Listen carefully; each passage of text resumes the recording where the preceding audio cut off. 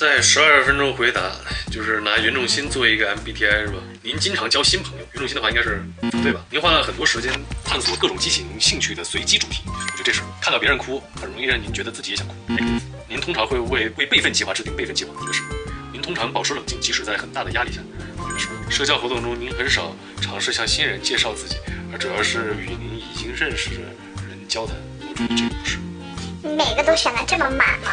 他不说了吗？尽量避免中立的回答。您更喜欢在另一个项目之前完全完成本个项目，就这个选一个稍微中立一点的吧。您很多愁善感，你喜欢使用组织工具，如日程表和列表，它是用还是不用？它应该是不用，不扣脑机。即使是一个小错误，也会让您怀疑整体的能力和知识水平。只要走到一个你觉得有趣的人身边，然后开始一番谈，你就会觉得很舒服。您对讨论创意作品的各种诠释和分析不太感兴趣，我觉得有一点吧。您更倾向于随您的脑袋，而不是您的心。有一点，在任何既定时刻做自己想做的事情，而不是计划特定的日常。有一点，您很少担心给您遇到的人留下好印象。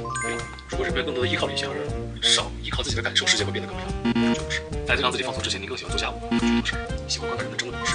倾向于避免把注意力吸引到自己身上，是不是？我觉得不是。你的情绪会很快改变。有一点，您对效率不如您的人会失去耐心，不是。在最后截止日期前做事情，但是你是着迷于死后会发生什么？如果真的会发生的话，我同意。你通常喜欢和别人在一起，而不是独自一人。我觉得一起原本的原中心应该是，我就选一个中立一点的吧。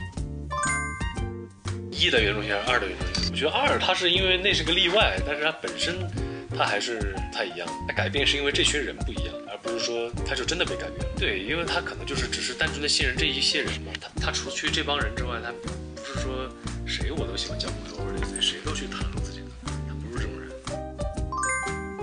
他学会了相信，对，但他就是相信这些人，也限定了相信。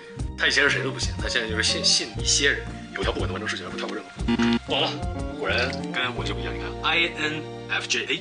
提倡者、倡导者是静谧的、有远见的人。这个静谧好像不太对吧？通常是鼓舞人心的、不懈的理想主义者。我是不是错了？58%内向型啊，内向型的个体往往更喜欢较少但是深入且有意义的社交互动，并且被平静的环境所吸引。66%直觉型。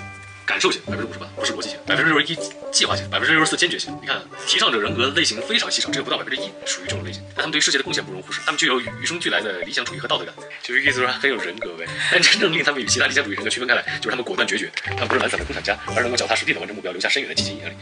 所以看到没有，袁仲新还是一个非常靠谱的人。他那些玩世不恭那些都是他的保护色，他内心还是一个有人品、有道德的人。哎，万万没有想到，他是一个提倡者 ，INFJA 出乎我意料。对，他是内向人，因为我在想，他确实，你看袁仲新的内心，他不相信世界上任何人，然后呢，他不喜欢和陌生人接触，就是他不会跟人成为很好的朋友，虽然他表面上很社牛，那其实他本身是个 I 人，他可能只是在社会的大染缸之下被迫生存，然后成了一个外向的人，整体还是贴的，只是给大家的就是一看的印象不太一样。就别人说他没有人品，他没有道德，但你看他很多选择，其实都是做的很正义的一个选择啊。